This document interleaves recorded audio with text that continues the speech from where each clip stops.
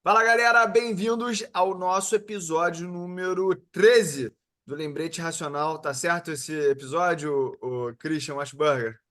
Tá certo, sim. Então, quero aqui já me apresentar. Eu sou Ulisses Dias, mais conhecido na internet como Tio Uli. Sou mestre em finanças pela Universidade da Sorbonne, analista CNPI, mais de 20 anos na renda variável, mais de 41 mil alunos, que eu tenho muito orgulho de falar isso, porque a gente tem aqui um propósito muito grande de ajudar pessoas iniciantes a conquistarem aí rentabilidade acima da média. É isso que eu me proponho, a ajudar as pessoas a fazer, ter uma rentabilidade acima da média, porque investir na média acaba não sendo algo que eu busco ativamente. Então, o nosso esforço ele precisa ser recompensado, é por isso que a gente estuda tanto, por isso que a gente investe tanto em conhecimento aqui. Eu estou ao lado do meu amigo Christian Washburger. Se apresenta aí, Christian, para quem nos conhece. Olá, pessoal. Meu nome é Christian Wachburger, tenho 22 anos, sou gestor de investimentos, estou no mercado aí desde 2018, um profissional aí quase 3 anos, profissional de mercado, tenho certificação CEA, certificação CGA e gestor de investimentos. Então, o propósito, né, aqui do Lembrete Racional é levar um conteúdo de qualidade com um embasamento acadêmico, né, artigos acadêmicos que a gente traz aqui para embasar as nossas tomadas de decisão. A gente busca sempre moldar a nossa alocação, o nosso arsenal de estratégias de uma forma muito racional, muito lógica. E agora a gente está começando a trazer também convidados para agregarem aqui nesse nosso hall de conhecimento. Tá? E hoje a gente tem o prazer de receber aqui o João Gabriel Cavalcante, analista CNPI, um cara aí que tem um conhecimento muito acima da média, que gera muito valor dentro da comunidade de alunos do TIULI, né, do Ulisses Dias. Então, vou pedir para o João aí se apresentar inicialmente, também já dar uma introduzida, né, de como que ele enxerga o mercado financeiro, as dimensões que ele mapeia, né, para alocar o capital dele.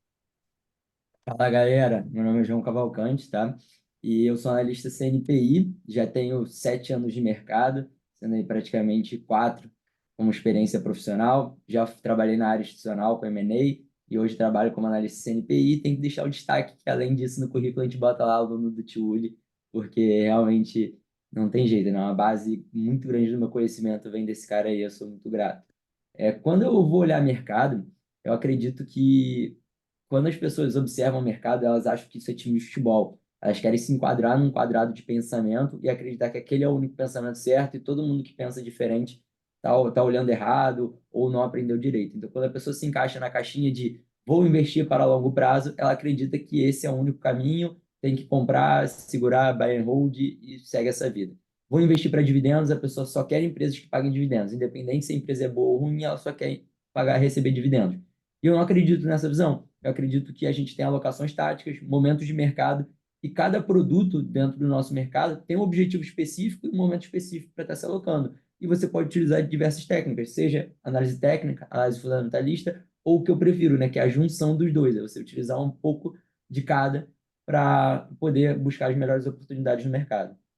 É interessante, né, João, que assim como na política tem aquela dualidade entre esquerda e direita, no mercado também existe essa certa briga, né? Ou tu é análise fundamentalista, ou então tu é só análise técnica, mas na verdade o maior benefício, né, está em juntar as duas coisas dentro do mesmo portfólio, né? E tem artigos que mostram que fazer essa junção gera uma melhor relação de retorno sobre risco, né? Com certeza, porque quando a gente vai olhar, né, para análise fundamentalista, você consegue olhar qual é a qualidade da empresa, como é que você, se ela está descontada, se o preço dela está próximo do valor justo ou não, ou se tem uma oportunidade ali. Mas você tem uma dificuldade muito grande de encontrar o timing exato de fazer aquela operação. Então você projeta o futuro, mas você não sabe exatamente o momento que você compra. Então você não tem um controle de risco tão ideal. Já a análise técnica, ela ignora um pouco essa ideia, né, de olhar os fundamentos da empresa, você observa mais o movimento dos preços, porém, entretanto, você não tem a qualidade daquele gráfico. Então, você tem o timing, mas você não sabe a qualidade daquele ativo. Então, você não sabe se aquele movimento é algo que pode ser constante a longo prazo e vale segurar aquela posição. Você conseguir fazer a união, né, de acertar o timing e ter certeza que aquele é um tipo de qualidade que faça sentido você manter na sua carteira por um longo tempo ou por um prazo maior do que seria a sua operação, faz todo sentido. Pessoal, tá funcionando aí o meu áudio? Tá tudo certo aí? Assim, Caraca, Perfeito. assim. acabei de descobrir que dá para usar o fone do iPhone aqui no computador. Que alegria, cara. Eu gosto muito disso.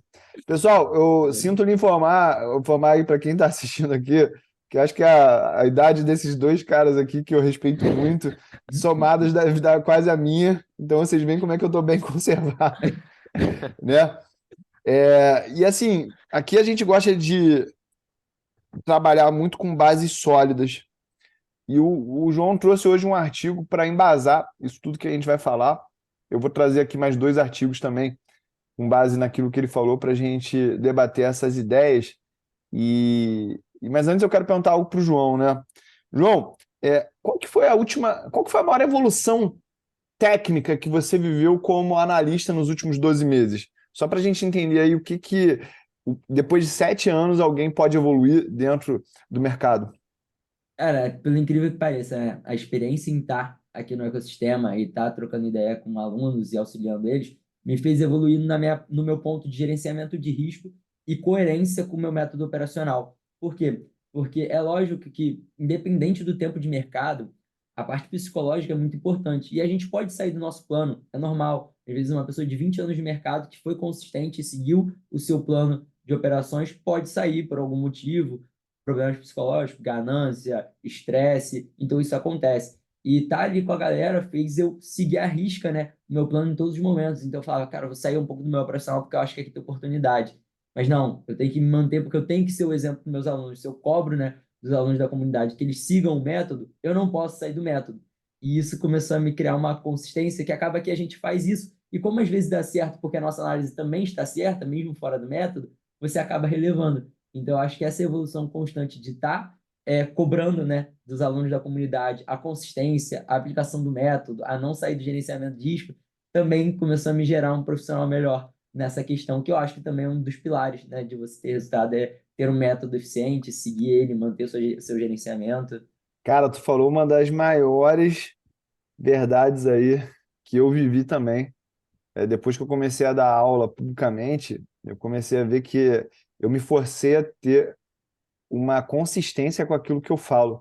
É até algo que eu falo para todo mundo na empresa, né? Seja a pessoa de vendas, seja a pessoa da coprodução aqui dos conteúdos, que elas precisam ter o produto delas para que elas possam ficar cada vez mais conscientes daquilo que elas fazem, porque elas vão ter que estar passando, elas vão precisar ter mais clareza sobre o que elas fazem, porque elas vão ter que passar isso para alguém. Eu queria aproveitar aqui e estender a pergunta ao Christian, né? Christian, qual que foi a maior evolução técnica que você teve nos últimos 12 meses? Vai muito de encontro a isso que o João falou, de você, ao transmitir o conhecimento, passar a visão de mercado para a pessoa, daquilo que você acredita, você está solidificando ainda mais esse conhecimento na sua mente. Então você vai ficar muito mais, né, forjado a seguir aquilo que você está pregando, aquilo que você está falando, né? Nos últimos 12 meses aí, que vai de julho de 23 até julho de 24, né, a gente teve aí um movimento de alta ali no último trimestre do ano passado na nossa bolsa, aí no começo desse ano, né, e até junho, um movimento lateral e depois uma queda mais intensa. Aí muita narrativa, né? Ah, juros vai baixar, juros não vai baixar, e tudo isso gera muita dúvida, muita incerteza. Então, os clientes de wealth que eu tenho, né, eles ficam às vezes muito assim, tendo respostas do que vai acontecer pelos próximos 6, 12 meses. Aí a gente tem que vir com aquela resposta, né? Você é investidor para quanto tempo? Para 2, 3 anos ou para 10, 15, 20 anos? Porque muitas vezes o que as pessoas se preocupam no curto prazo, na verdade, quando você tem um horizonte longo de tempo, não vai fazer muita importância. Então, ter essa disciplina de, mesmo as pessoas querendo a todo custo que você diga, ó, vai acontecer isso, isso, isso, o que a gente deve dizer é o seguinte, olha, a gente tem a nossa alocação estratégica e por ser humilde, a gente não saber, não querer prever o futuro, né, é que a gente segue esse plano, à risca, tá? Em qualquer cenário, não importa se tem juros altos, se o juros está caindo, se tem inflação, se não tem, a gente tem os nossos princípios muito claros, né? E eu acredito fortemente que você ter princípios, ter uma cultura de investimento, é o que vai garantir que você tenha uma jornada longa, né, no mercado financeiro.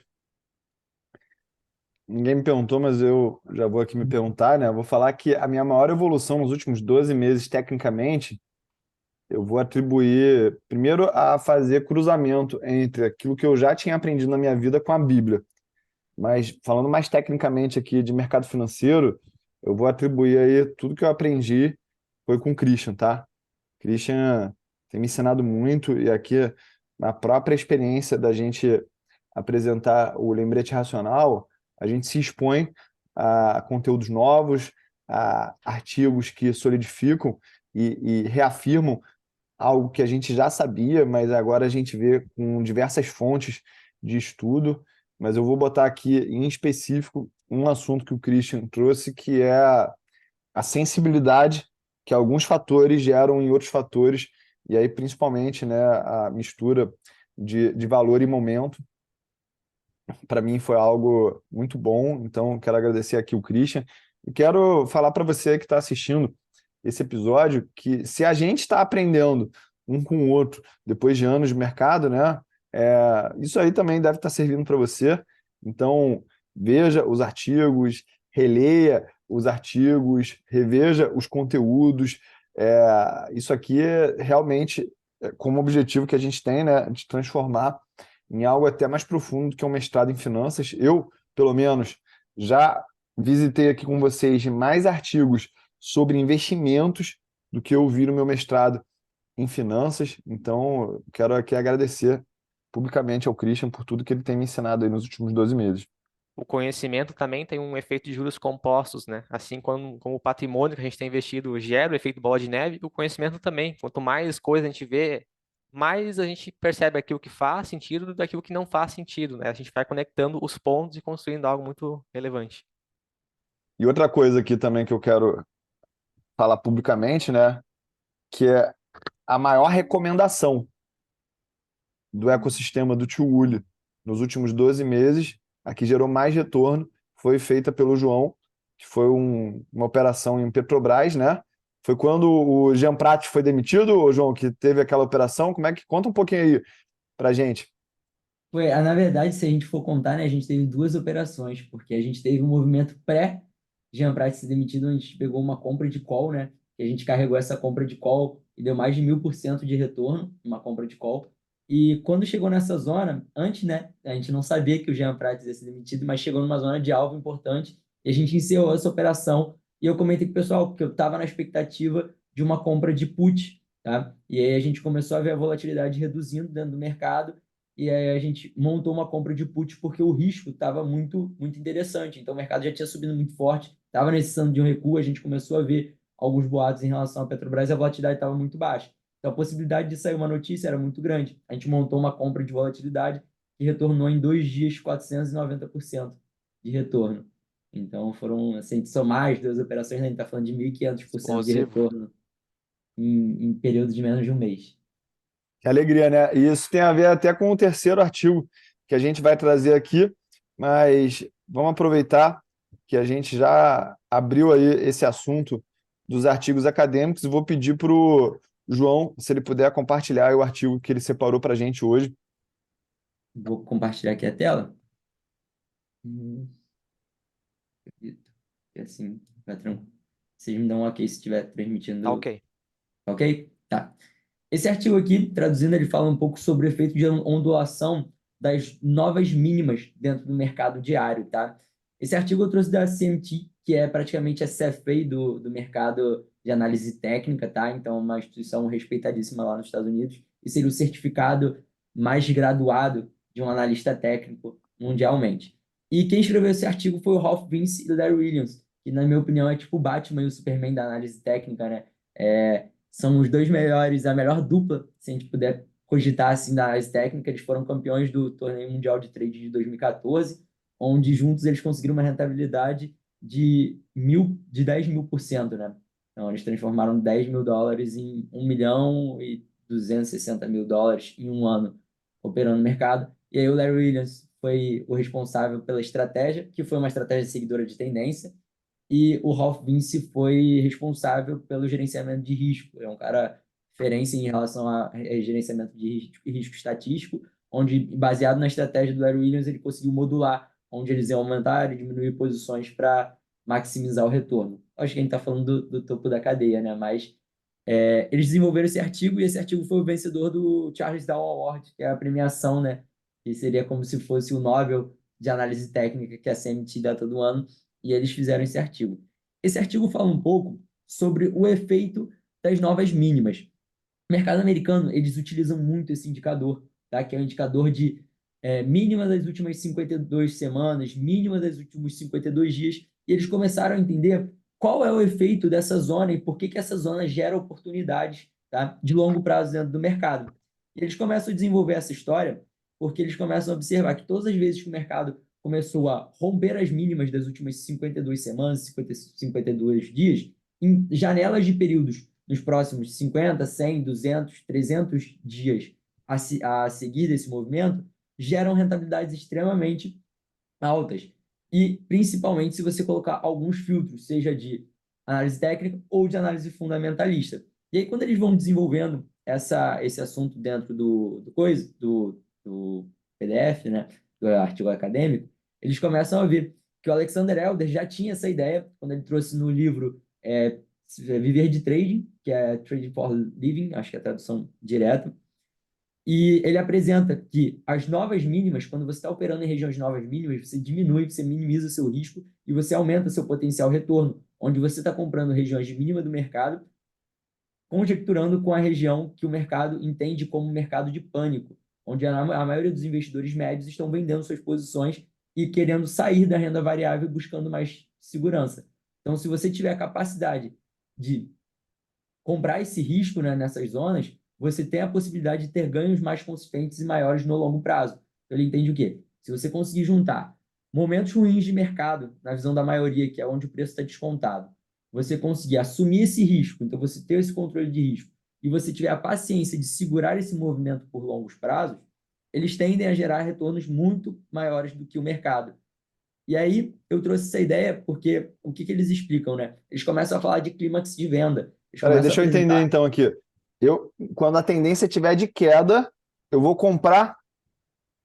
isso, exatamente. Mas você não vai comprar no ponto da tendência, porque é aquele ponto que a gente trabalha, né? Quando a gente está em tendência de queda, a gente não tem certeza do movimento final dessa tendência. Então, você está assumindo um risco pontual. Por isso que, nesse artigo, ele gera um movimento que fica um pouco aberto à interpretação, e eles mostram lá na conclusão que só esse indicador não é um ponto essencial para operações, mas que, mesmo numa tendência de baixa, depois de um movimento muito agressivo de queda, que seria um movimento abaixo das mínimas das últimas 52 semanas, você teria um retorno de movimento de reversão à média dentro do mercado em ativos bons. E ele fala isso em ativos, ações individuais, ele fala isso para o mercado como um todo, ele separa por small cap, large cap, ele faz algum tipo de consideração sobre isso? Então, o estudo deles foi trabalhado olhando o mercado como um todo, trabalhando com os índices, né? Então, o índice de Dow Jones, o S&P, trabalhando com essas ideias de bolsas, de índices. Mas eu já fiz alguns estudos no Brasil de modelos parecidos, que a gente vai apresentar mais tarde, que funcionam em ações individuais. Mas, como eu comentei anteriormente, precisa-se de filtros. Não pode ser uma tomada meramente pelo sinal de estar abaixo da mínima das últimas 52 semanas ou 52 dias. Eu vou pontuar aqui, pessoal, para quem não entende a importância de trabalhar isso dentro de médias, né? Então, o instrumento que você usaria para fazer isso seriam os ETFs, e eu acredito que é muito mais seguro você fazer isso num ETF, numa média, porque você não corre o risco de quebrar, tá? Porque às vezes a gente pode Perfeito. pegar uma ação individual que ela vai entrar em recuperação judicial, colapsar, e aí a gente pode ir para zero ou perder mais de 90% do nosso capital. Não que isso não possa acontecer com um ETF, mas a probabilidade vai ser muito menor. Muito Quando o menor. João, quando o João estava falando ali da mínima das 52 semanas, né, de que comprar nesse momento tem ali alguma expectativa matemática positiva, né, eu estava lembrando de algo que eu li faz umas 2 semanas atrás, não lembro em qual livro, se foi um artigo, mas ele dizia que a precificação do risco, ela é cíclica. Então, quando o risco ele não está sendo bem precificado, a gente vai ver todos os ativos em alta, lá perto das máximas. Então, por consequência, vão ter poucos ativos lá rompendo as mínimas. Agora, também vão ter momentos onde o risco ele vai estar muito, obviamente, bem precificado, como foi ali em março de 2020, 2008. E nesses momentos, a boa parte das ações dos ativos vão estar rompendo mínimas, até aqueles ativos que têm fundamentos, né, adequados, que têm bons fundamentos, empresas que geram lucro, né? Porque em momentos de estresse, o mercado bate em todos os ativos, sem olhar muito para os fundamentos deles. Aí, nesses momentos, né, onde o mercado ele está precificando muito bem o risco, é que vão ter as maiores oportunidades, as maiores margens de segurança, né, para quem investe olhando a análise fundamentalista.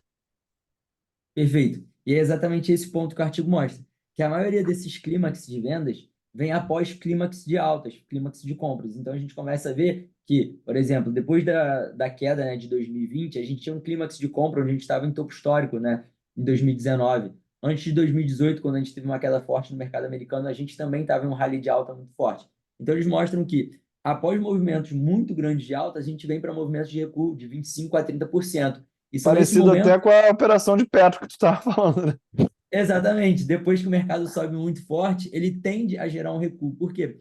Porque a gente tende a reverter a média. Então, a gente tem duas possibilidades que a gente fala na análise técnica.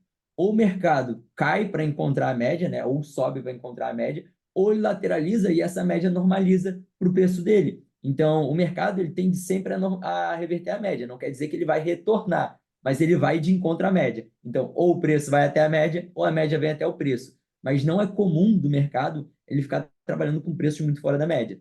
E em momentos de crise, né, em momentos que a gente tem uma queda muito forte no mercado, como o Christian falou, o risco pode estar bem precificado, mas às vezes ele é extrapolado em alguns ativos de qualidade. E aí que entra a análise fundamentalista, onde você consegue entender que aquela empresa está com risco acima do que ela merece por causa da crise inteira do mercado, por causa do momento geral do mercado. Ô, João, tu vai me arranjar um motivo para o grupo lá da Master Business, que é o meu grupo de acompanhamento aí de investidores de alto padrão, bombar, porque agora vai começar o papo. Então é para a gente fazer realização parcial, é para a gente realizar a tendência depois de um movimento de alta. Eu já tenho aqui uma resposta para eles, tá? Mas como é que vocês enxergam essa questão aí, então? É para realizar parcial? É para fazer uma realização antes do tempo? Ou segue a tendência até o final? Qual que é a tua visão, Christian? Depois fala aí a tua visão, João. Falando exclusivamente de ações, né? Eu sou um seguidor de tendências. Eu não sou do time que gosta de limitar o lucro, tá? No meu perfil, eu gosto de limitar a perda. Então, eu prefiro deixar a tendência ela rolar por mais tempo, mesmo eu sabendo que eu vou ter uma taxa de acerto menor do que se eu fosse lá e colocasse, né, um alvo, vamos dizer assim, né? Mas não tem certo ou errado. Já para as operações de venda em ações, operar na ponta vendida, ao meu ver, teria que ser sim um alvo, né? Um stop gain ali. Por quê? Porque quando a gente faz backtest, a gente percebe que esses movimentos, né, para quedas, tendem a reverter de forma muito mais rápida do que para alta. Então, para operações de alta, eu prefiro deixar a tendência lá rolando. Já para tendências de baixa, aí sim, muitas vezes eu coloco ali um stop, né, na operação. Mas, como eu disse, né, não tem certo ou errado, vai muito do perfil de cada um. Eu, né, como conheci o Trend Following há 3 anos atrás, me apaixonei pela estratégia. Hoje, assim, eu não consigo deixar de lado ali os princípios bases do Trend Following. Eu vou defender, vou aqui acompanhar a Culi, né? A famosa frase siga o método. Então é seguir o método, né? Se você está disposto a entrar numa estratégia de seguidora de tendência, você tem que aceitar as metodologias da estratégia e as estatísticas da estratégia. Você vai ter uma taxa de acerto um pouco menor para ter um retorno um pouco maior. Se você começar a limitar isso, você vai aumentar um pouco a sua taxa de acerto, mas você vai limitar seus ganhos. Então, não tem aquele negócio, cobertor curto, né? Você tampa a perna, o braço sobra, você tampa o braço, a perna vai sair. Não tem jeito, a gente não consegue tampar tudo. Mas se eu fosse dar uma opinião assim, eu sou um grande fã do Ralph Vince, né? Então eu gosto de gerenciar risco. Eu acredito que, como se você está pensando num portfólio, se tem uma posição que está ficando muito grande e a exposição está muito grande, eu gosto de analisar possíveis saídas parciais. Mas a gente está falando de uma pessoa também que vive para o mercado, né? Eu acredito que para a maioria das pessoas, seguir o método é o caminho mais fácil, é o mais, vamos botar assim, saudável a se dizer. Porque também não é necessidade de você estar olhando o mercado todo o tempo e ficar procurando cada operação, uma possível saída parcial, um possível ajuste pontual. Fazer isso quando você vive o mercado é ok. Agora, quando você não vive para o mercado, gera um desgaste e a rentabilidade não vai ser proporcional. Então, até lembrando que o Fernando falou, né? Quando a gente fala da sala, ele fala, eu toco a sala, então eu tenho que pensar de outra forma do que se eu estivesse fazendo para mim. É mais ou menos isso. Quando eu estou com a sala com os alunos, eu tenho que estar ajudando ali, porque a gente não posso pensar só no método, eu tenho que pensar no psicológico dos alunos, eu tenho que ver se a pessoa vai aguentar segurar aquilo, porque eu sei que a sensação de encerrar as operações vem, e a gente tem que também auxiliar nessa parte.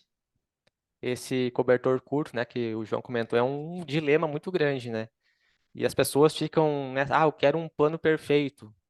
Aí eu escutei uma frase nesses dias que diz o seguinte: o maior inimigo de um bom plano é o sonho de um plano perfeito. A pessoa fica tarada em querer achar um método que tem uma alta taxa de acerto e também seja muito lucrativo. Aí ela fica, né, pronta para cair no conto do vigário. Olha, pessoal, então para responder tecnicamente aqui como lidar com isso, eu acredito que essa que é a grande mágica do mercado de opções, né? O mercado de opções ele permite que a gente tenha um instrumento convexo na nossa mão. Então, imagina aqui que a gente está numa tendência de queda muito forte, assim como o Christian falou ali, concordo com a visão dele. Talvez está ganhando 50% numa tendência de queda, talvez seja o momento de realizar aquela tendência que você está surfando com um papel e a partir daquele momento ali você compra uma put. Então seria um instrumento para que você continuasse exposto a uma queda ainda mais agressiva, mas caso o mercado ele dê um pullback, você perca menos dinheiro com isso, né? E no caso aí de uma tendência de alta muito forte, você pode ou se desfazer do ativo que está na tendência de alta e trocar isso por uma call, ou fazer algo que eu até prefiro mais, que é você comprar uma put e ir ajustando o delta daquela posição ali para, caso tenha esse pullback, você monetizar através dessa valorização. Então, eu acredito que quando você conhece uma gama de estratégias e você também domina os instrumentos que podem te ajudar a executar essas estratégias, você está com um ferramental bastante completo para você trabalhar esse cobertor curto, né? Então, as opções, eu Existe, acredito que elas são ótimas para isso. existe um gerenciamento de risco, né, que passa por piramidar as posições a favor da tendência. Esse é um tipo de gerenciamento de risco, né, agressivo, porque a taxa de acerto tende a diminuir ainda mais. Então, não é qualquer um que consegue executar isso na prática, né? Falando é bonito. Pô, se a tendência for indo a meu favor, eu vou lá e vou aumentar a mão. Mas na prática é muito mais difícil executar isso na prática, né? Porque a nossa tendência é querer realizar o lucro muito cedo. Com certeza. E João, assim, a volta aí ideia. a apresentação depois, que eu normalmente eu tiro a apresentação para depois que a gente quiser Ah, fazer tá. corte aqui, ficar melhor. E a ideia desse modelo, né, que eu pensei, que como eu falei no último encontro do Master Business, que eu sou muito fã de gráficos semanais, ele tem um gerenciamento de risco meio termo entre o que a gente conversa, né? Então, aqui ele apresenta essa ideia e aí ele vai trabalhando essa ideia e traz, vamos botar assim, estatísticas, né, de momentos de você comprar nas mínimas das últimas semanas e quantos dias você segurar após a entrada, a teoria, né, que a taxa de acerto aumente. Quanto mais tempo você ficar posicionado nessa operação, mais tempo você dá para o mercado reverter a média e bons ativos voltarem a subir, porque você respeita os ciclos do mercado, né? Então, o mercado pode ficar muito tempo em baixa, mas teoricamente a gente tem ciclos menores de queda do que de alta, e por isso que o mercado cai de forma mais aguda. Vem aquela frase, né, conhecida no mercado, que o mercado sobe de escada e cai de elevador. Então, a gente entende porque normalmente as quedas são mais agressivas e mais rápidas.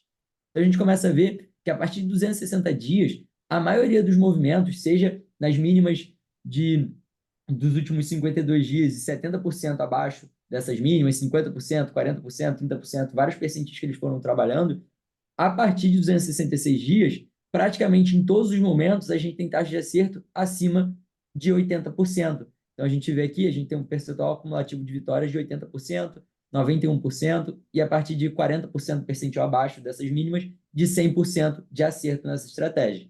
Tá? Lembrando, como o Uli comentou, a gente está trabalhando em índices. Porque qual é a vantagem de trabalhar com índices, com a média? É que você ajusta isso. Então, vão ter empresas que vão subir muito forte, vão ter empresas que não vão andar para você não ter problema com esse stock picking e pegar empresas que caíram muito e depois não se desenvolveram, por X motivos, por talvez a queda dela não ser somente pelo momento de crise, mas porque a empresa realmente está indo mal.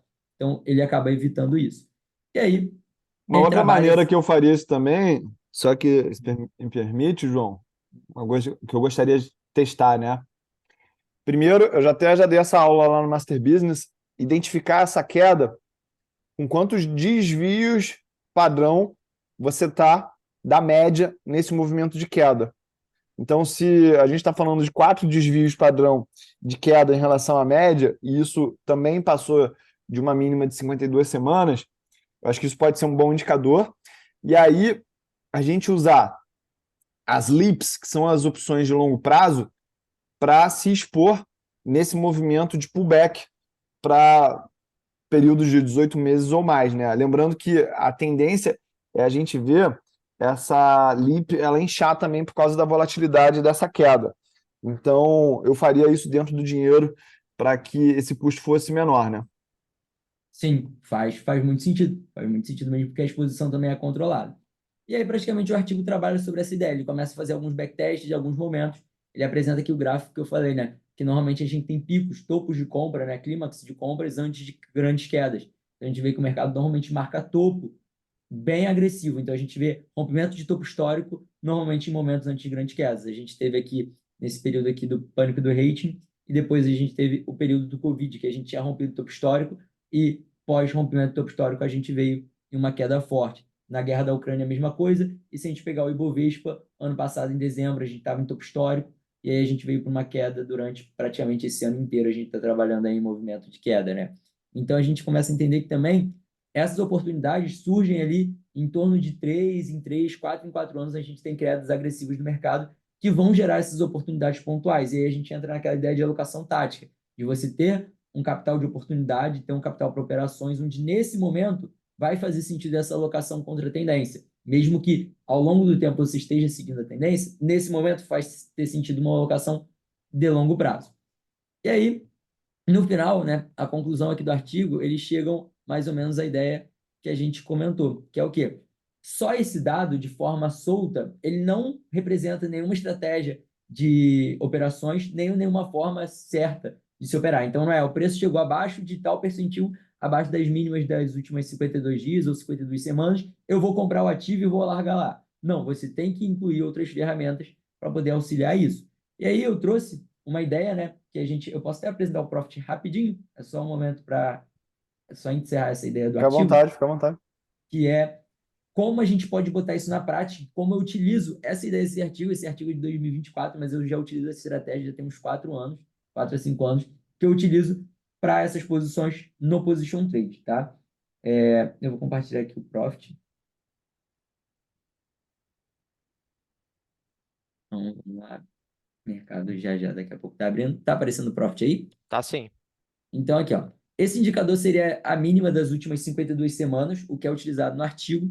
E eu entendo essa oportunidade como um movimento diferente, porque eu acredito que esse movimento, por si só, ele é um pouco fraco, porque a pessoa vai querer tomar a posição assim que ele perdeu essa região. Eu acho que isso não faz sentido, eu acho que isso é muito raso, isso é uma análise muito rasa, onde te expõe muito risco. Então, o que eu utilizo? Eu utilizo gráficos semanais. João, por que gráficos semanais? A gente se expõe a movimentos maiores, a gente só vai trabalhar comprado nessa estratégia, que é o que o estudo indica, e a gente entende que em um gráfico mais longo, você precisa de um menor capital e você tem exposição a um retorno muito maior, deixa mais tempo aquilo funcionando, aquela operação rolando, e isso tende a te render mais dinheiro. E aí eu trouxe um indicador que é o FR, que foi criado em 79 pelo Wellers Wide, no livro The New Concepts of Trading Market, que é, acho que ali a base da análise técnica moderna, onde em um livro ele apresentou IFR, ADX, CMT e alguns indicadores de trading que vem ali dentro do livro. Eu acho que ele foi um dos principais precursores e pessoas importantes para essa análise técnica com indicadores. E a gente utilizando o IFR, ele é um índice de força relativa. E o que eu faço? Eu pego zonas abaixo de 35, quando o IFR vem para baixo de 35 no gráfico semanal, a gente considera essa zona sobrevendida. A gente considera uma zona de sobrevenda, onde o mercado provavelmente está mais distante do preço do que o normal e ele já está mais vendido. A gente tem um sell-off muito forte, a galera liquidou muitos ativos e ele foi para distante da média. Quando o mercado chega nessa zona, eu vou pensar em alocações táticas. Então, por exemplo, a última vez que em Banco do Brasil a gente teve essa posição foi em 2020. Então, 2020 e aqui em 2021. Você tomaria essa posição. João, mas eu vou tomar essa posição só porque o IFR chegou em baixa? Não. Quais são os filtros que eu utilizo? O IFR chegou abaixo dessa zona, eu vou colocar um filtro de eu preciso do rompimento da máxima dessa semana. Então, a partir do momento que ele entrou abaixo de 35, eu preciso que o mercado rompa a máxima dessa semana, que ele entrou abaixo de 35. Se não romper, continuo trazendo a ordem para a máxima da semana seguinte. A partir do momento que eu tomo a operação, eu posiciono um risco. Qual é o meu risco? A mínima do mesmo sinal. Então, eu vou colocar uma mínima, uma limite numa zona mínima aqui, que seria o meu stop. Então, eu tenho o meu risco controlado. Eu não fico exposto a um risco aleatório. Eu sei onde está meu risco, então eu vou colocar o meu risco, que seria uma ordem que a gente chama de stop loss, e uma ordem de entrada, né, que seria uma ordem gatilho. E aí você vai se posicionar aqui. O que você vai fazer nessa posição? Você vai conduzir esse ativo, tá, até a próxima zona de 75, que foi realizada no dia 8 de 2 de 22. Então, a gente entrou no dia 1 de 3 de 2021 e saiu 8 de 2. Não, é isso aí. 8 de 8 de 2022. Então, a gente ficou uma posição de 375 dias que rentabilizou 60% no ativo, tá? Qual é a vantagem dessa posição, tá? Primeira vantagem, você fica alocado num longo tempo num ativo, né, que tende a ter qualidade fundamentalista. E aí entra a parte fundamentalista. A gente precisa de ativos de bons fundamentos. O que é um ativo de bons fundamentos para um filtro mais rápido? Tá? Ativos que têm receita subindo, lucro subindo, dívida estável ou caindo, patrimônio líquido subindo. E com esses filtros, você já começa a selecionar boas empresas de bons fundamentos que você pode utilizar essa tática. E aí eu defino caixas de valores para esses ativos. Então, cada ativo que eu acredito que são que passam, né, no meu filtro de fundamentos, ele tem uma caixa dedicada a essa estratégia. Por exemplo, eu vou comprar Banco do Brasil, aqui eu vou ter minha saída. João, mas você vai sair completamente da operação? Não. Eu encerro essa operação só para retornar o meu capital mais a rentabilidade, né, da inflação. Então, para reajustar ele, pagar uma rentabilidade desse dinheiro que for parado. Então, por exemplo, se eu botei X valor aqui tinha X valor mais 60%, eu vou tirar só o que ia me devolver o X valor, mais uma rentabilidade aqui que foi um ano, 10%. O resto, eu deixaria esse lucro residual em ações para eu comprar uma posição de longo prazo em empresas que eu acredito terem bons fundamentos e que eu posso manipular depois com opções, com vendas de call e transformar até no radar de renda que o Fernando faz. Então, posições assim fazem sentido. E qual é a vantagem? Esse residual que você deixou, ele continua se aproveitando do movimento inteiro. Então, vamos supor que a gente vai ter uma posição aqui com 60%, 50% do capital, que ao invés de sair com esse valor, pegou ainda mais um movimento de alta de mais 50% no longo prazo. E você não teve custo de colocar esse dinheiro no mercado, porque essa posição foi montada com lucro. Então, eu trabalho essa estrutura no longo prazo e vou acumulando ações nessa possibilidade. Pode se encerrar e tirar o capital? Pode, mas você pode ir acumulando e montando uma estrutura de alavancagem dentro do próprio ativo. João, e quando não tem sinal? Porque esse é um movimento que você vai ter, em média, 1 ou 2 sinais por ano. Você vai pegar esse dinheiro e vai botar na renda fixa, porque no Brasil hoje realmente você tem uma vantagem muito grande de ter renda fixa e você vai ficar remunerando esse capital enquanto ele está ocioso até que o próximo sinal seja dado. João, não quero fazer isso. O que você pode fazer é se alocar em outros ativos ao mesmo tempo. Qual o problema disso? Você vai ter que ter mais capital porque são operações de longo prazo. Então, você não pode ficar encerrando uma em cima da outra para iniciar outra. Pode ser que duas operações dêem ao mesmo tempo e por isso que eu falo de caixas por ativo. Então, é mais ou menos essa a modulação da teoria do artigo para a prática. A gente tem filtros de fundamentos. Então, o Banco do Brasil, na minha visão, eu acredito, né, dentro da meu filtro de fundamentos, que é um bom ativo para se ter a longo prazo. É um ativo que paga bons dividendos, ativo que eu tenho liquidez e opções para manipular essas posições, então não é uma exposição de grande risco e que gera essas oportunidades. Estatisticamente, nas minhas operações, tá, dentro de Banco do Brasil, eu fiz uma estatística de 10 anos, mas nos últimos 4 anos. A gente tem uma taxa de acerto próxima de 80% dessa operação, com um payoff de 1,7, tá? Com uma expectativa matemática de 1,12, pela última vez que eu fiz os cálculos. Então, eu faria um filtro aqui de empresa de beta baixo, com histórico de lucros, que é a lucratividade, e eu ainda, se quisesse ser um pouco mais mais Misterioso? resiliente nisso aí, né? Eu botaria empresas com pouco endividamento, que normalmente geraria já um beta menor. Aí, com base em coisas que a gente já viu aqui nos outros episódios do Lembrete Racional, a probabilidade disso dar certo no mercado americano é ainda maior, porque a gente ainda vai ter o beta geográfico do Brasil sendo maior do que o dos Estados Unidos, tá? Então, pô, bem legal esse As teu fenômeno empresas aí. de, as empresas de qualidade, né? Historicamente, elas são negociadas com um múltiplo de preço sobre patrimônio líquido acima de 1, porque essas empresas elas têm qualidade, então o mercado paga um prêmio, né, nessas empresas. Por essas empresas terem essa qualidade, então, na maior parte do tempo, elas não vão ter uma grande margem de segurança para fazer o investimento, né? Isso pela lógica de um investidor de valor clássico. Então, nesses momentos, né, que, como o João mostrou ali, onde tem aquelas quedas agudas e se enquadra no método, é onde vai ter a maior margem de segurança para fazer esse investimento. E é muito o que o Sbarce faz lá, né? Porque ele tem um hall de empresas que ele tem no radar e ele fica com a boca do jacaré na espreita, esperando ter uma oportunidade para ir lá e abocanhar, né, as ações. Achei muito interessante. E, assim, a vantagem é que, qual foi a principal vantagem que eu entendi nessa estratégia? É que empresas, por eu ser um investidor clássico, um amante do fluxo de caixa descontado, mas ele machuca muita gente quando a gente olha para empresas que realmente não geram essa oportunidade.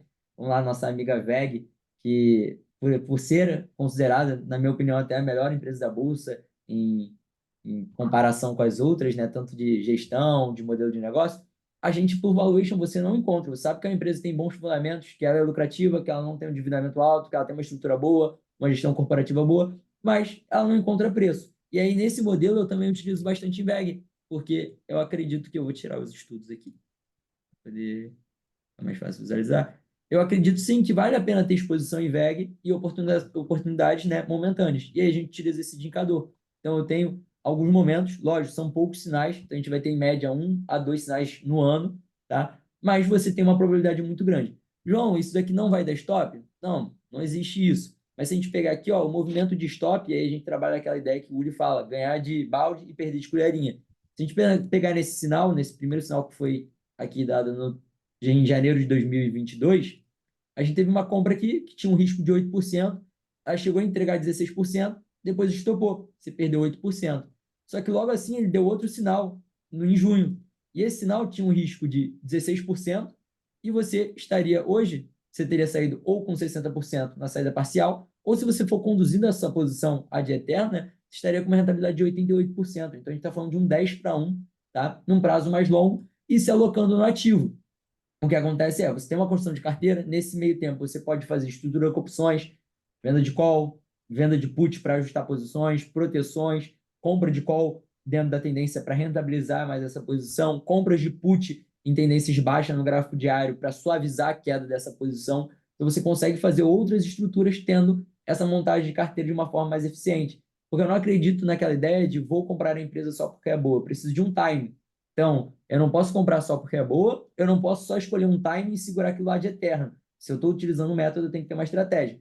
Acredito que esse é o meio termo onde eu tenho a junção, porque eu compro o VEG aqui, por exemplo, tem um risco de 16%, saio com lucro de 50%, deixo esse 50% do meu capital de lucro, né, em resíduo de ações, e aqui eu estaria já com um positivo de 16, 17% em cima desse capital trabalhado. Talvez se tivesse em qualquer outro investimento, talvez não me entregaria nesse prazo essa rentabilidade. E eu fico sem o risco do mercado. E eu tenho facilidade para manipular essas posições vendedoras num gráfico menor, já que a gente está falando de gráfico semanal, manipular posições vendedoras num gráfico diário, via put, para poder suavizar movimentos de queda nessa carteira. Então, você consegue criar uma carteira que a gente pode chamar de custo zero, porque financeiramente, né, você não vai tirar dinheiro do seu bolso, você vai deixar seus lucros. João, enquanto der stop, o que você faz? Lógico, primeira operação deu stop. A segunda, você tem que remunerar seu capital para ele voltar ao capital principal inicial. Então, você não pode achar que, perdi dinheiro, na próxima eu vou deixar tudo em lucro em ações. Não. Você vai remunerar para voltar ao capital inicial que você já tinha iniciado na estratégia, mais a remuneração do tempo, e o resto você deixa em lucro. Então, é uma estratégia que vai protegendo seu capital, você consegue ter um dinheiro ali para fazer um giro, e você vai construindo uma carteira de longo prazo, talvez uma carteira previdenciária, como você falou do Barça, né? Pensando em setores que têm beta baixo, que têm alta regularidade de dividendos e que você não vai ter custo, então você não vai ter custo de capital. E aí você pode pensar numa exposição maior para longo prazo de dividendos. E aí, como a gente entra nos filtros, né, do Factor Invest, você pode pensar em empresas que pagam dividendos crescentes no longo tempo. Então, isso aí que funciona muito para o setor de seguros, Porto Seguro, se a gente pensar em Porto Seguro e a gente alinhar uma linha na zona próxima de 75 e próxima de 35. O que eu falo próximo? O ideal, como high-low, tem que ser ajustado para cada papel. Então, como eu faço esse ajuste? Eu tiro um pouco do zoom, observo as zonas, né, que foram as zonas de sobrevenda, que o preço normalmente reverteu, então eu tiro o zoom para entender historicamente o papel onde ele chega na sobrevenda. Porque tem papéis que estão muito fortes, eles não têm nível de sobrevenda tão baixo. Tem outros que já têm um histórico muito maior e chegam a nível de sobrevenda mais baixo. Então você tira um negócio chamado ajustado, mas se você não quiser ter esse trabalho, trabalha com 35, 75, também vai estar muito próximo da média. E aqui é próximo da zona, dessa zona. E a última posição em Porto Seguro que deu sinal foi no mês 7 de 2022. E essa posição tinha um risco de 5%, e hoje está entregando uma rentabilidade de 82% em Porto Seguro, que é uma empresa de um setor mais perene, que que a gente possa falar assim. E aí você entra, você pode utilizar isso em elétricas, saneamento, bancos e, lógico, em empresas de commodities. Eu não gosto de empresas de commodities para esse modelo, por quê? Porque eu acredito que commodity é uma aplicação cíclica. Então, você construir uma carteira de commodities nessa ideia, a não ser que você vá manipular muito via opções, eu acredito que pode ter um risco maior de você montar uma carteira cíclica. Mas em setores que você tem bons dividendos, empresas de alta lucratividade, empresas consistentes, de setores que não são cíclicos, principalmente, e no mercado americano a gente tem essa exposição gigantesca, vale muito a pena pensar nessa estratégia. Importante, né, dessa alocação tática é que tem muitas pessoas que a renda fixa paga muito bem no Brasil, por que que eu vou comprar bolsa, né? O Ibovespa tem um retorno pífio historicamente. Então a pessoa pode ficar ali com o capital dela, né, sei lá, no IPCA mais 6,5. Aí quando tem essas grandes oportunidades que são mapeadas aí pelo sistema, né, você vai estar comprando ações que têm qualidade, que pagam dividendos, com uma margem de segurança grande, né? Porque isso vai acontecer muito provavelmente depois de uma grande queda do mercado, né? Exatamente. E aí um ponto, né, que o Ulisses toca muito no Master Business, que a gente pode pensar numa estratégia. Imagina um movimento de mercado, aqui como foi em 2022, onde vários ativos de qualidade dão esse sinal ao mesmo tempo. Você pode pensar em montar um long e short Exato. nessa exposição, onde você vai ter, além da alocação, né, do long e short tático, você vai ter o time e um controle de risco maior. Então, você não vai precisar nem tirar, às vezes, o seu capital da renda fixa para estruturar isso. Então, tem formas de financiar dentro do mercado para montar essas estruturas. Mas o que eu acho interessante é isso. Então, imagina que você pode ter uma operação, você encerra ela, volta o seu dinheiro para a renda fixa, deixa um resíduo em ações, porque se o mercado continuar subindo, você tem uma posição naquele ativo e você espera a próxima oportunidade para aumentar a sua exposição naquele ativo ao longo do prazo, sem ter que tirar dinheiro do bolso, sem ter que ficar com o dinheiro preso. Você não fica com o dinheiro alocado para o resto da vida, igual aquelas pessoas que vão comprando todos os meses, vai acumulando e vai ficando com o dinheiro ali somado. Você vai fazendo movimentos táticos para acúmulo de capital. Essa estratégia aí deve ser boa para fundo imobiliário também, né? Então, o problema do fundo imobiliário é que eu não gosto do ativo, né? Aí a gente entra no, aí a gente entra no ponto Também que não. mas acho que acredito sim, lá no mercado americano foi uma estratégia que funcionou bastante em ativos de tech. A gente teve alguns momentos onde a gente teve bastante oportunidade em tech para se posicionar. Então, a pessoa queria se posicionar em tech no movimento, a gente está falando de NVIDIA aqui, a gente tem um curto prazo, mas você vê, a última posição foi aqui em 2022 também. Quem pegou esse movimento depois daquela queda forte que a gente teve em 2022 no mercado americano, está aí com sua rentabilidade de 960%. E aí, vamos supor, né? O cara encerrou a operação no dia 23 aqui, botou 230% de lucro. Então ele botou R$ 1.000, a posição estaria em 3.000. Ele sacaria os 1.000, ficaria com mais 2.000. Já subiram aí, já se transformaram em 200% de novo. Então ele já teria 2.000 de lucro, que viraram 6.000 dentro de um capital que ele iniciou com R$ 1.000. A gente está falando de R$ 1.000 que já tem uma posição de R$ 6.000 de lucro, mais R$ 1.000 que estão aplicados aí há um ano e meio, vamos botar no CDI, já viraram ali 1.100 e pouquinho. Então, essa é mais ou menos a ideia. Funciona bastante, tá? Eu estou falando porque, como a gente falou, a coerência, eu utilizo isso na prática. Eu não tinha muito capital quando eu comecei, então eu precisava de algo que me desse rentabilidades altas, longo prazo, e que eu conseguisse fazer isso de forma tática, porque, como eu era muito novo, eu não tinha aquele capital para ficar aportando mensalmente, né? Acaba que eu precisava de uma estrutura para uma montagem de carteira mais eficiente, e esse foi o método que eu encontrei. Agora a gente tem um artigo acadêmico, né, premiado pelo CMT para comprovar isso, essa ideia de comprar depois de quedas em pontos táticos. E lembrando, tem que ter o gerenciamento de risco. Além do sinal, como eu comentei desde o começo, a gente tem um stop loss, que é o quê? O que o Uli falou, a gente tem que controlar o risco para ter certeza que a gente vai perder pequeno, e quando a gente ganhar, ganhar grande. Senão a conta não vai fechar. Não é, ficou abaixo de 35, eu vou comprar e vou segurar o papel. Porque vai ter aquelas empresas que essa queda não é só uma queda de mercado, é uma queda porque a empresa está tendo os seus fundamentos sendo deteriorados e isso vai causar a quebra da empresa. Então, para isso serve o stop loss, para que, se por acaso você faça uma empresa que realmente, por algum momento, era uma empresa boa e depois parou de virar, parou de ser, né? A gente tem IRB, que aconteceu que até acontecer a carta da esquadra era aquele dia do mercado brasileiro. A gente tem outras empresas aí que eram boas empresas e depois vieram a ter quedas muito fortes. Então, o stop loss está para te garantir isso. Que mesmo nesse pensamento, você vai segurando o stop loss e aí você fica seguro para aproveitar esses movimentos no longo prazo. Muito bom, muito bom. O Alugue 11 deve ser um bom ativo também para fazer isso aí. Todo ETF, né, vai ter uma boa rentabilidade, VVB11, NASD 11, todo ETF a gente vai ter uma exposição interessante. O Tipo problema da UG11 11. é histórico. Divo 11, o problema é histórico, né? A gente tem esses ETFs, pelo menos na Bolsa Brasileira, a gente tem pouco tempo para ter esse estudo. Então, o ideal seria fazer o estudo na Bolsa Americana e aí trazer a operação para cá. Mas a gente tem. E VB11 teve algumas boas entradas. A gente teve posições tomadas aqui na região de 2022 que geraram esse retorno aqui, ó, de 60% em 2 anos. Ah, João, 60% em 2 anos não é muito. Cara, de forma consistente, é muito dinheiro. A galera, às vezes, fica impactada com algumas rentabilidades, alguns assuntos pontuais, mas você imaginar que você está tendo 60% num ETF altamente diversificado, com proteção patrimonial, com exposição a dólar e com risco, né, que aqui nessa região a gente está falando de um risco de 5%, a gente está falando de 12 vezes o seu risco-retorno, né? Qual o investimento que você tem 12 vezes o risco-retorno? E nesse caso aí também a gente pode montar essa posição através de futuros, que seria algo que diminuiria o desencaixe, né? Ô, Com João, certeza. deixa eu continuar aqui, Claro. senão a gente não vai dar tempo de a gente ver esses outros artigos, que eu acho que também são complementares aí, já que estava até na bibliografia desse artigo que você mandou, e a gente vai compartilhar aí depois com os alunos da Master Business, tá? Então aqui a gente vê esse artigo do Thomas George e do Xuan-Yang Wang, e ele fala assim, The 52 Week High and Momentum Investing, né? Então, basicamente, esse artigo ele fala de 3 estratégias que ele compara. A primeira estratégia que ele vai comparar aqui é a gente trabalhar as empresas que elas estão com posição comprada ou vendida, as 30% empresas com o melhor e o pior desempenho, né? Então, aqui, dentro da carteira Black, a gente acaba trazendo as 15 melhores e as 15 piores empresas. A gente já fez esse teste aqui, o Christian já fez esse teste. Então, é um pouco parecido, mas aqui ele está pegando as 30% empresas com melhor e pior desempenho. Esse é a primeira estratégia que ele analisou. A segunda estratégia é avaliar o desempenho usando retornos passados dos setores. E aí você assume posição comprada e vendida nos setores.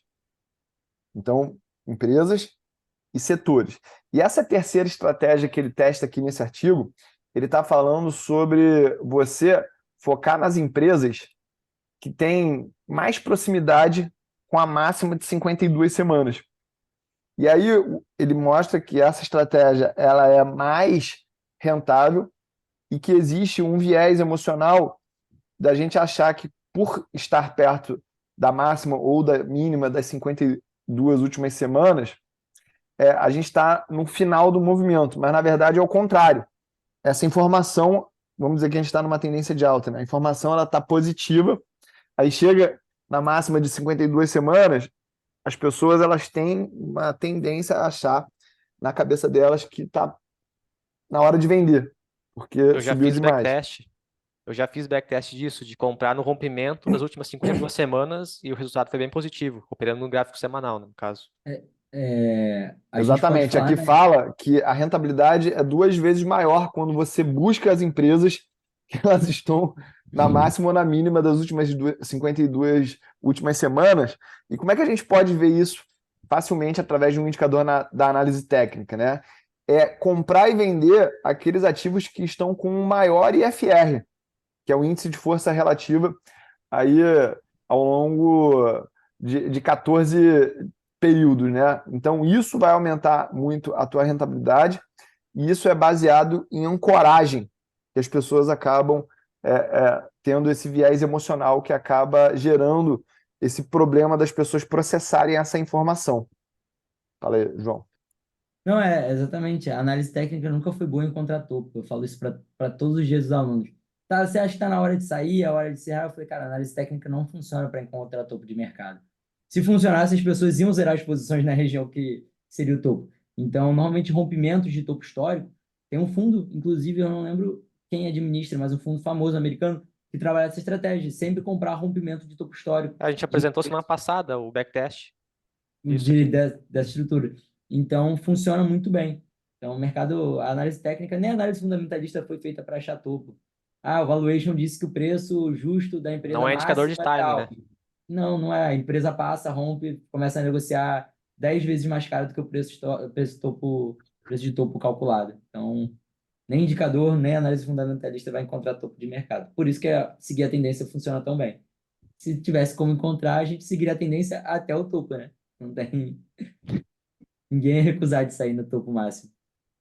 E aqui um outro artigo também que estava na bibliografia desse artigo que o João usou é o Highs and Lows, a Behavioral and Technical Analysis, né? Então ele fala que existe um turnover maior, um giro de ações maior, N dias depois de um máximo e de uma mínima. E aí ele fala que existe ali um período que ele vai de 6 a 10 dias, que é muito intensificado esse processo de tendência.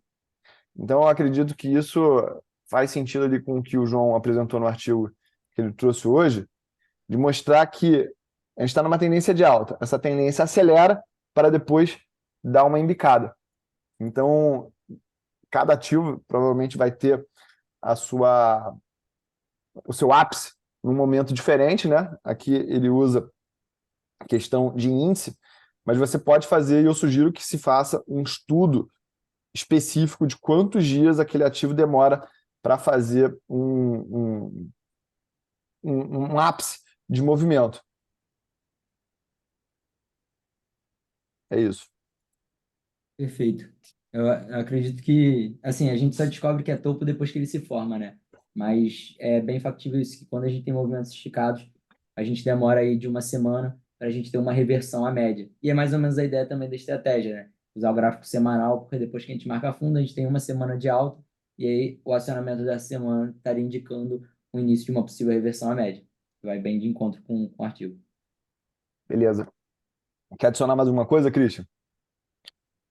Sobre o momentum, né? Acho que tem relação com o que você falou.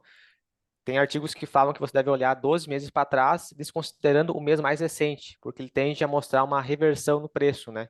Então, Uhum. ele fala para você olhar o retorno das ações dos últimos 12 meses, sem considerar o mês mais recente, aí você faz aquela classificação, as 30% que mais deram retorno e as 30% que menos deram retorno, e você pode fazer um portfólio long and short, né, com base nisso. Perfeito, Com certeza. perfeito. É isso aí, pessoal. A gente costuma aqui, João, sempre falar de um livro de recomendação.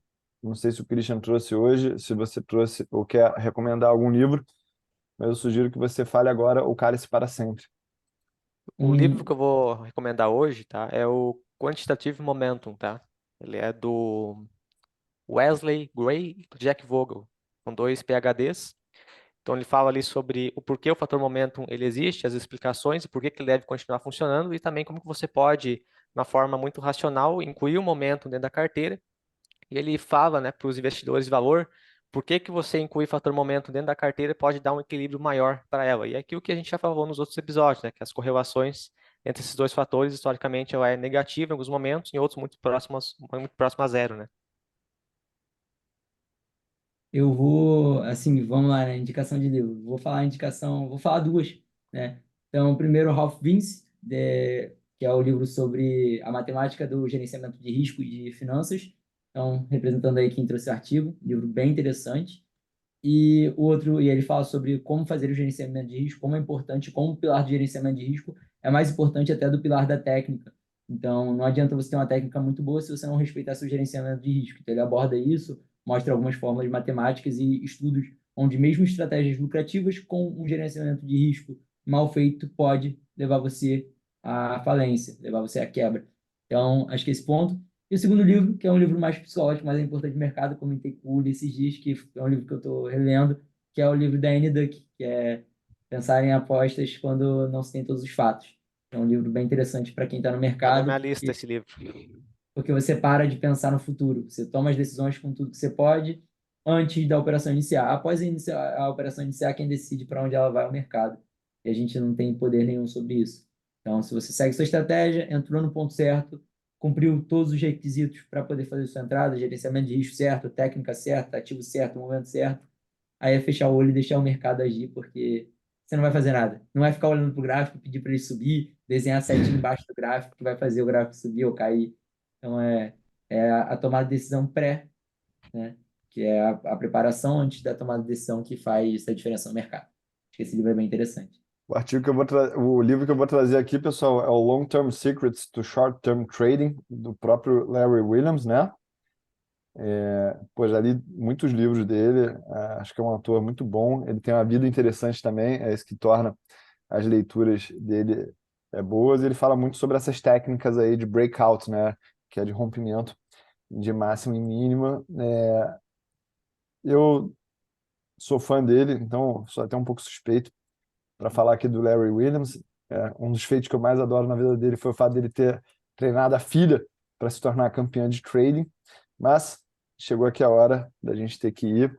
Ô, Christian, quero te agradecer por hoje, foi muito bom. O João também. Deixa aí as suas palavras finais, tá? Agradecer ao João pela participação, agregou muito valor para mim, para o Uli também, tem convicção, e para toda a audiência, né, do Lembrete Racional. Então, obrigado aí, João, pelo conhecimento que você nos trouxe aí. E tá convidado, né, mais vezes, virar aqui para contribuir com a gente. Também quero agradecer o convite, né? É uma honra estar aqui do lado desses dois monstros aí do mercado. Estou sempre aprendendo com vocês e falar um pouco do que a gente vê também acaba ensinando a gente. Então, explicar, né? Apresentar, ensinar o que a gente fala e também principalmente agradecer o Uli, né? Toda a oportunidade. Acho que se eu estou aqui falando é por causa principalmente do Uli, porque a primeira vez que eu conheci ele eu falei que para mim falar ao vivo era tranquilo, agora com uma câmera era praticamente impossível. E a gente está falando aí dessa conversa aí, a gente tem quase um ano que a gente teve essa conversa e a gente está aqui fazendo o Lembrete Racional. Então, muito obrigado pela oportunidade, Christian. Você sabe que toda vez que a gente conversa, sai um conhecimento novo, então espero que a gente tenha muito mais daqui para frente. Tamo junto. Até o começo, galera. Tamo junto. Um abraço.